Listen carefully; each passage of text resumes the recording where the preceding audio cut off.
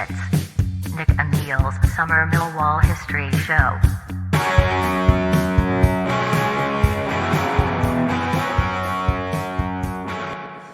Welcome to Neil and Nick's Mill Summer History Shows, listeners. And Neil, we've got a real Millwall character. We've just finished recording, listeners, our Legends show. And Neil, I think, if you're talking about a wider definition of legend, I think you've got to include our first name in this little series here, mate. Elijah Moore. Well, not a name that many will know, but I think he does have legendary status in our club's history. Definitely somebody who's been forgotten in the mist of time, because he died in 1961 when he was the best part of 95 years old. But served Millwall from the very start of the club. Started off as a gateman, and was probably actually a fan before that. Absolutely. Funnily enough, just before we started recording this bit, we started talking about non-league football. And the grassroots show. And you tend to find, if you go to a non-league club or enough, they will grab you to do something. Yeah. Well, it depends on voluntary labour, doesn't it? I mean, basically, they will grab you to do something. Yeah. I've done it. It's happened to me before when I was editing, or I wrote for a paper in Bognor, and ended up doing the Bognor programme. Right. Yeah. And things like that. And non-league, they will grab you. And Elijah Moore was obviously a fan. Lived on the East Ferry Road. Grew up there. Yep. And so went along and started to watch a local football team. Which would just happened to be Millwall Rovers at the time, didn't they? And obviously knew a few people and was grabbed, I presume, or volunteered, whatever it was, and became a gateman. He never escaped. And there starts, I hate the word journey that they use now. It's a good one. But this started a long love affair with Millwall that lasted until his lifetime. After World War II and probably beyond. I think I titled this More Than a Groundsman. Well, I was just going to say, you mentioned that you're a journalist by trade, and I thought this is the notes that Neil sent me, listeners, betray the real professionalism. Because Elijah Moore, More Than a Groundsman, I think that's a great little double use of the word more and the play on it. And I think it also sums up the man's life, Neil, because he was a groundsman, but he was more than a groundsman.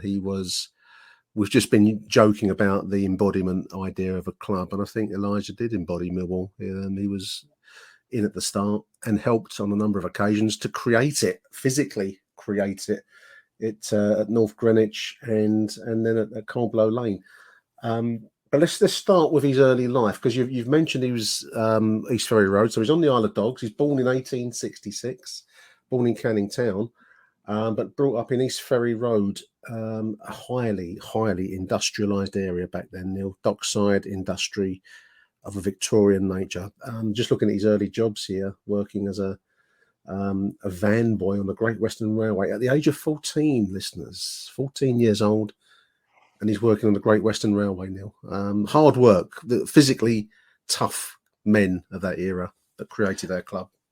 Mate, people like to class themselves as working class these days. But we're not. We're middle class. We can debate this forever, yeah? Very soft and luxurious lives we lead by the side of the people were working class, and that area at the time was a working class area, heavily industrialised, surrounded by docks, great poverty. This really, if you ever go around the Isle of Dogs now, you can quite easily be lured into a false sense of security. This place was a slum, wasn't it? And Slum's a good way to put it. Yeah. It was It- the arse end of London. No one cared about it. It was its reason. The people that lived on the island, their function was was hard manual labour.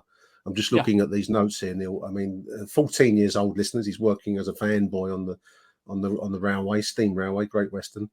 1891. How old had he been then? He's in his 20s, 25. He's working as a hammerman, living in Athol Street in Poplar with his wife and two daughters, Agnes, and two daughters, Emily and Agnes. He's assisting a blacksmith in forging iron and steel from bar, rod, plate, or sheet iron. Hard, physical, hot, tough labour. I mean, you're right. We lead luxurious lives now by comparison. That's working class hard life. And many obviously live short lives as a consequence, because it was a tough existence back then. So, I think we have to remember that's the origins of football, professional football in our country, and particularly the origins of Millwall Football Club. These are the men that helped create it. Joining the working class ballet, didn't they? Working class ballet, and this goes for all clubs. I mean, it includes Stoke, Luton, the Manchester. All of them are born of this. I mean, it's quite strange when we're going off topic a little bit, but the modern world of big money and clubs flying international games, this is where it comes from, but easily forgotten. Elijah, Neil, joined our club as a gateman in 1887. Millwall Football Club, Millwall Rovers, was only formed in late 1885, so just a year and a bit after its formation. He was working as a gateman. That would have been at the back of the Lord Nelson, I would think, where I think was the first ground that was enclosed, and where they probably would have charged to get in there. So he would have been working at the back of the Lord Nelson. And then 7 years on from then, so we're talking about 1894, he's joined the staff as groundsman and reserve team trainer. So a step up the ladder for Elijah by the mid 1880s, 1890s. I love this little story about his wife serving teas for directors and officials.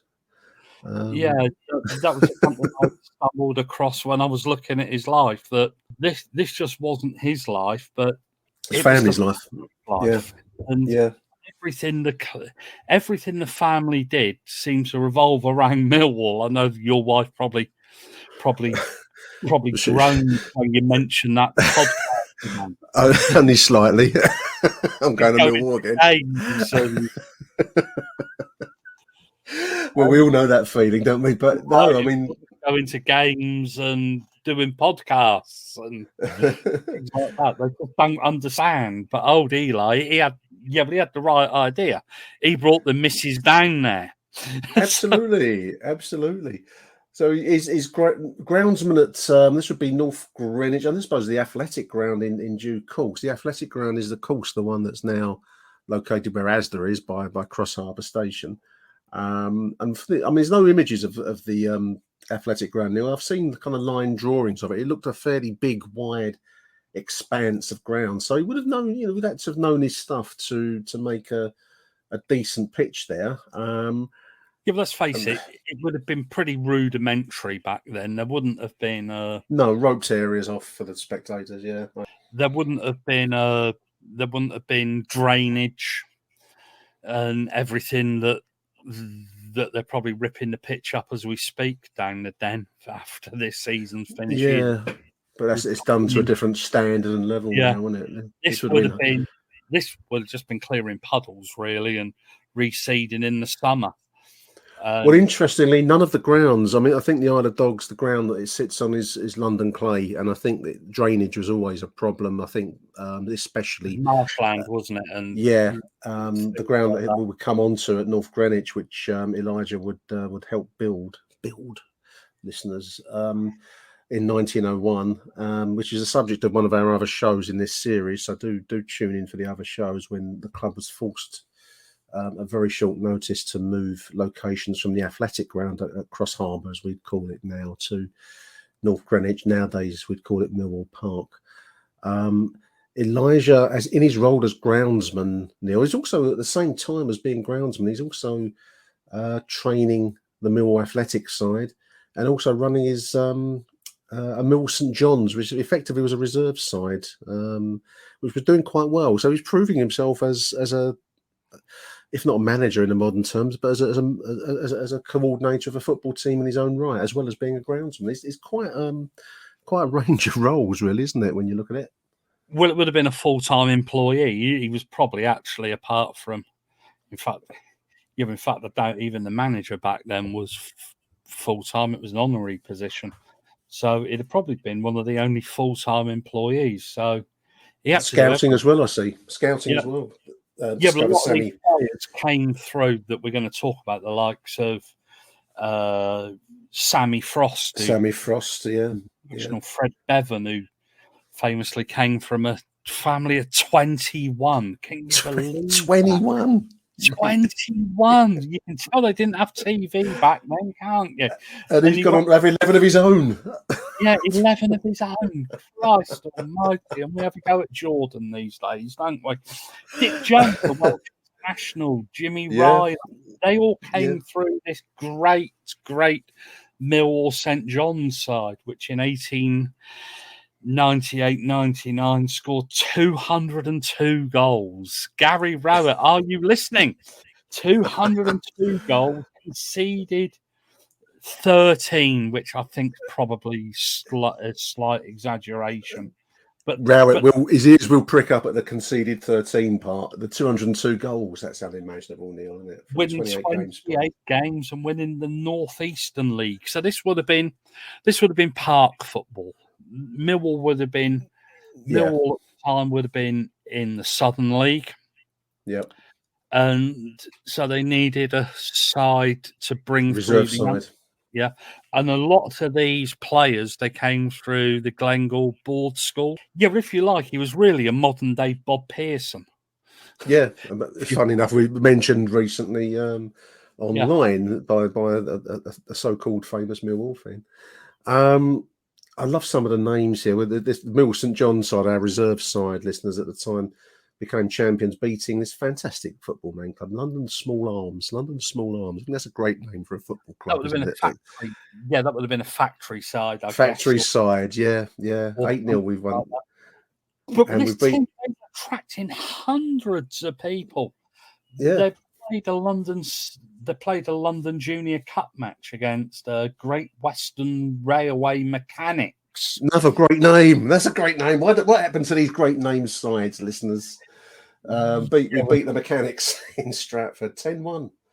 10-1. This team, they'd only been beaten twice in 2 years at home, and 400 people that turned up to watch essentially two park teams play. I know you absolutely. look on YouTube now, and you have the likes of SE Dons that attract quite a few fans to Sunday morning football down in Lewisham. It's becoming a thing, isn't it? But these were, I suppose it shows the hunger for football amongst working men. There was a break; it was an escapism, Neil, wasn't it, from the kind of life that we've described earlier on in this show. Entertainment. This was and they played the Middlesex Junior Cup tie at the Athletic Ground. They beat Millwall Excelsior. God knows who they were. They beat them 4-0. But this was watched by 800 people. I love this. I love this football. They also beat Crouch End Vampires, a club that still exists apparently. The Crouch End Vampires. I love that name. I want to find out more about them. At Wadham Lodge, which still exists. That still exists as a football centre. Wadham Lodge, 9-3 win there. But they actually play in the Southern Amateur League. No. Yeah. When I was researching this, I thought, hold on a minute, Crouch End Vampires, that's a club that's still in existence. Lo and behold, the Crouch End Vampires are still there. I wonder if they still talk about the day when they got beat by Millwall's reserve side 9-3. Managed by the great Elijah Moore. So Elijah is not only a groundsman at the Athletic Ground, listeners, he's also managing Mill's reserve side to some success, as we're showing here. He's also lending a hand with the first team under the manager, or what we would call manager now, Bill Lindsay. And he became a trainer until Bob Hunter came in, another legendary figure in his own right. But Neil, the larger figures, legendary status really, for me, really takes hold in 1901 when Millwall Athletic Football Club nearly died. And he was given an immense challenge, wasn't he? We had to vacate the athletic ground because it was required by the dock company for storage works. And he was required to find another football ground and transform it into one capable of taking Southern League football inside 2 months, July 1901 to September 1901. It performed a small miracle. This would have been back-breaking work, absolutely back, because there wasn't much of the modern machinery. Muscle, horsepower, basically this would have been muscle and horsepower because you had to do everything by hand. I don't even think mechanical cranes were a thing, which I think would have, when we moved grounds, would have helped an awful lot. But the ground was actually a potato field, and he turned it into a football ground, and he was pretty instrumental in finding the location and preparing the ground. I don't know if anybody knows Millwall Park, but it's kind of located where the railway arches are now.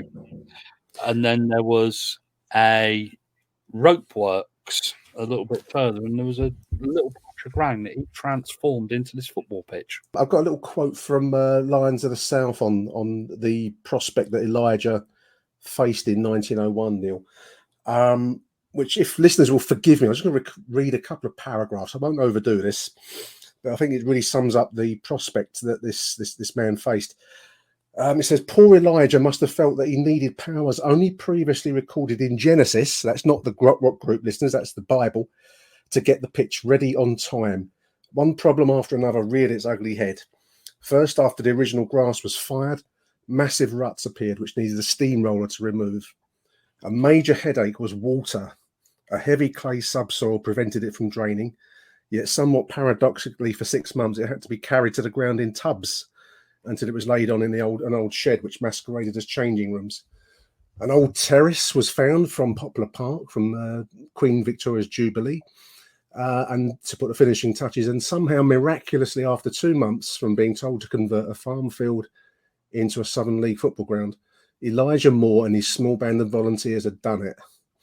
Not only did they have a pitch, but to the amazement of even their own supporters, Mill had a pretty handy side. It looked a bit rusty, but improved greatly as the season progressed. I think that's a fantastic little bit of prose there by James Murray, one of my favourite books.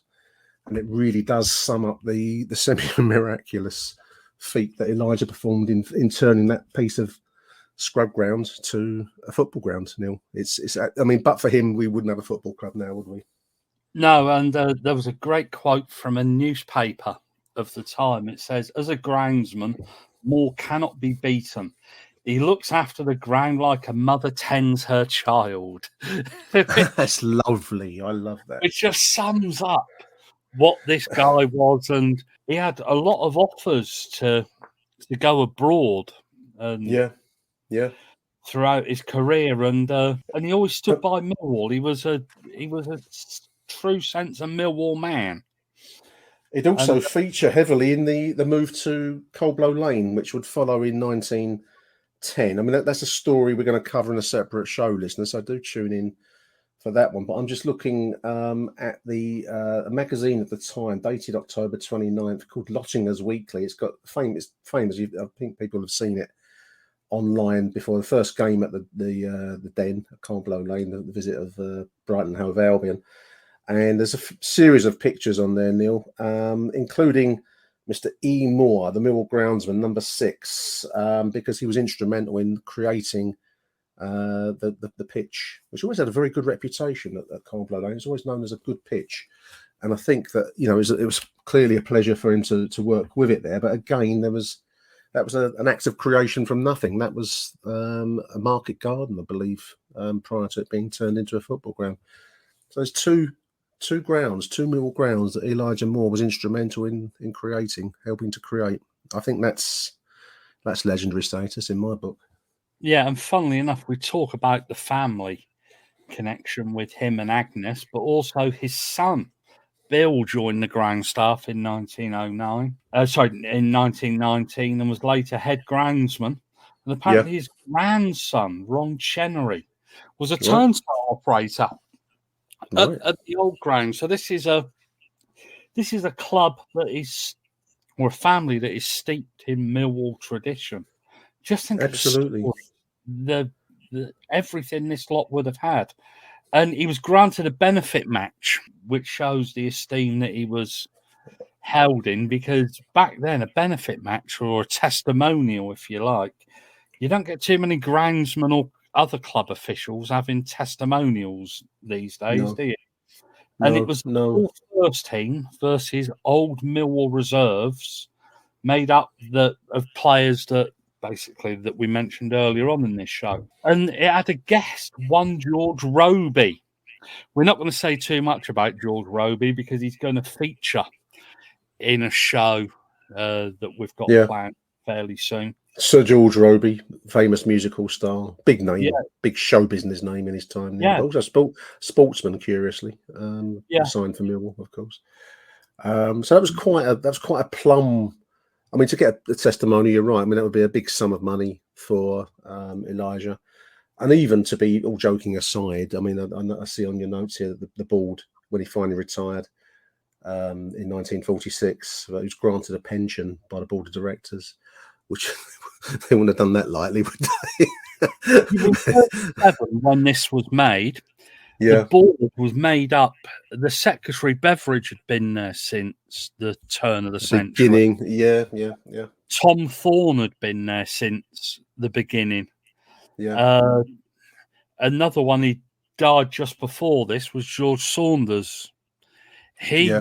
He was around until his death in the early 30s. So these people, they've come a long way together. By then, we're a club in the Football League, and we were doing quite well under cheerful Charlie Hewitt, with expectations to get promoted, and exactly. And we're going to come on to shows about that as well. And I think actually his retirement was put off by World War II.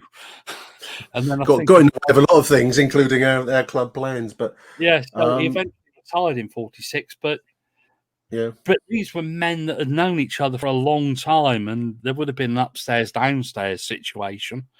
But it showed what a caring club, and what when Millwall fans look after each other. I think if there's ever a Millwall fan in trouble, even now, or you see that now, don't you? You see everybody rallies around, and the club pension was probably a damn sight more than the state pension back then. Absolutely, It just shows in the esteem that this guy was held, and everything that he did for Millwall Football Club, and somebody who now is forgotten.